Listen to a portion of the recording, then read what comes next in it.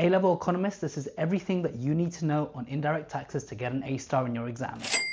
Welcome back. If you're new around here, my name is Nevin. I'm a first class economist turned banker and I help A-level economics students get A stars. I make weekly videos giving tips and tricks to help you through A-level economics, giving top analysis and evaluations of every single diagram on the spec. So if you can hit that like and subscribe button, it will mean a lot to me. We are now in the final boss stage of A-level economics revision, which means that we will now have to be looking at all of the different policy interventions the government could use and come up with top analysis and evaluations of them. Today we're going to start off with an indirect tax, which is a tax that is placed on the consumption of goods. So think VAT, for example. When you're going down your local corner shop or when you're doing your grocery shopping, these goods have VAT on them, which count as an indirect tax because they are put on the consumption of these goods. And in terms of what you need to know about indirect tax for the specification, you need to understand that what it does is that it is a method to raise revenue for the government. And it is also the first tool that you learn about in the specification that is used to solve market failure, which is where the majority of your long essay mark questions will be on. Specifically, an indirect tax is used with the incentive to decrease the consumption of demerit goods. Now, I want you to remember that demerit goods are bad goods that have negative externalities when consumed. So think about goods such as smoking, alcohol, or gambling. These are goods that are damaging to society, and to maximize social welfare, the government would like to reduce the consumption of these type of goods. This leads us on to the indirect tax diagram. If you're not familiar with how to draw this diagram, I want to give you a very simple method in how you can do so. First of all, you want to take the initial equilibrium, which is point A, where you're starting at the original supply and demand meeting. This leads us on to the indirect tax diagram. And it is quite a difficult diagram. In my opinion, it's actually one of the hardest diagrams to learn in AS economics, so I want to go through it slowly with you. Let's start off at point A, where the initial supply and demand meet, and this is the initial equilibrium at P1, Q1. What the tax does is that it increases cost of production for producers, so we're going to get a leftward shift of the supply curve and label it S plus tax. We're going to now label that point B, where the new supply curve meets the original demand curve. Really important now, I want you to draw down from B down to the original supply curve so you get point C. Draw down to quantity to get Q2 lower quantity, and you want to draw off the prices from both points B and C so you get P3 and P2. This approach is very important when you draw an indirect tax. So just to recap, leftward shift of your supply curve as the cost of production are increasing for producers. Label your new equilibrium point, point B, draw it down to the original supply curve, call it point C. From points B and C, I want you to draw across to the price axis to read off the price and draw down to quantity. That hopefully should give you a snippet and idea into how you should be drawing the indirect tax diagram.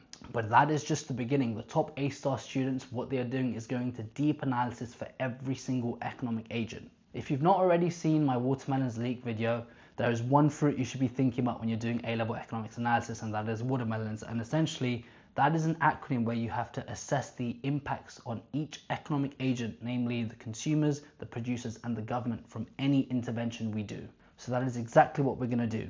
If you watched my previous video as well, you would have seen that the top way to get A-star marks every single time when you're using a supply and demand diagram is by using consumer and producer surplus. So that is exactly what we're going to do here. We're going to start off with consumers. Remember, what do consumers care about? Consumers care about PQQ, price, quality, and quantity. These are the three elements that consumers care about when they are trying to utility maximize when buying a good.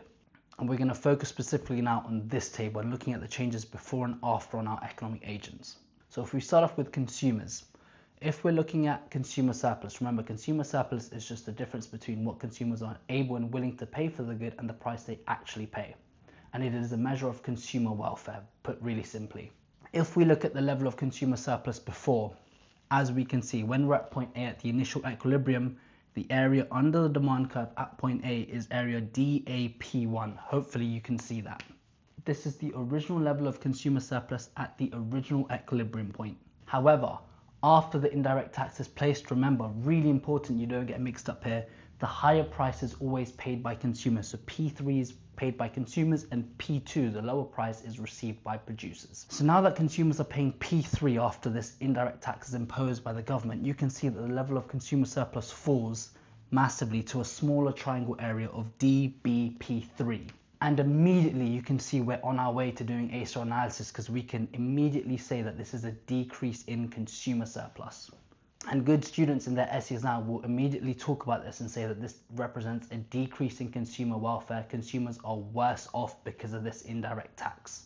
Now moving on to producers, we will be using producer surplus to assess the welfare effects on producers here.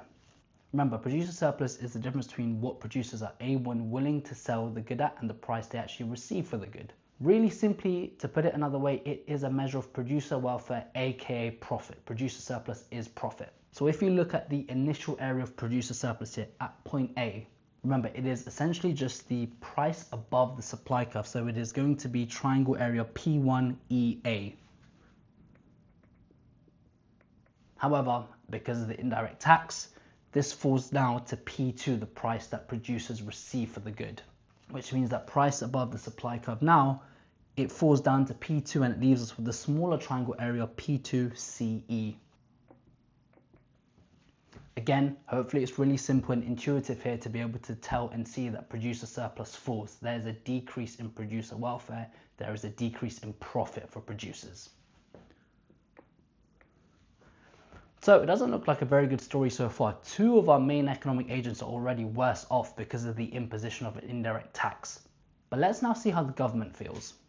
So prior to the tax, we're going to say that there is no effect on the government because the government isn't really involved in the free market before the tax is involved. So we are just going to put a blank there for the government beforehand. However, after, it's a very different story. Because of the imposition of this indirect tax, remember there are two different prices created.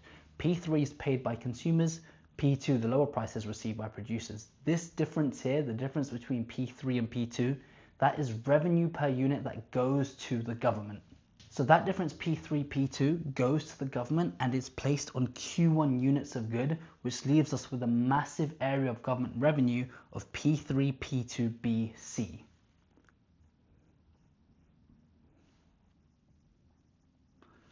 So this is actually very good news for the government in two ways. Number one, it is able to collect government revenue,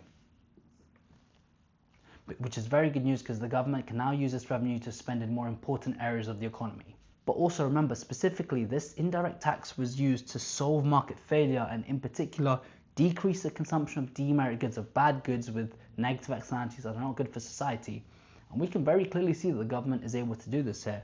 The quantity of this demerit good consumption goes from Q1 to Q2 units. So the government is very happy here for two ways. It's able to raise revenue, but also increase social welfare because of the decrease in consumption of demerit goods. This is probably the most important lesson we've done so far, and if you're able to do this exercise with every single diagram on the specification, you are well on your way to truly get that A star. So I want you to analyze this table in good detail, understand how we figured out the changes in consumer producer surpluses, and look at specifically how we use them to make conclusions about how economic agents in the economy are better or worse off. This is by far the area of analysis that students neglect the most, but it is the most important area where you pick up the most marks. If you enjoyed this video, I want you to check out my diagrams explanation video where I break down how to talk about every single diagram in A-level economics to get an A star. I go through the SPEQ acronym and make sure that you understand how to talk about diagrams like this one to be able to get full marks. Thank you so much for watching. I'll catch you next time.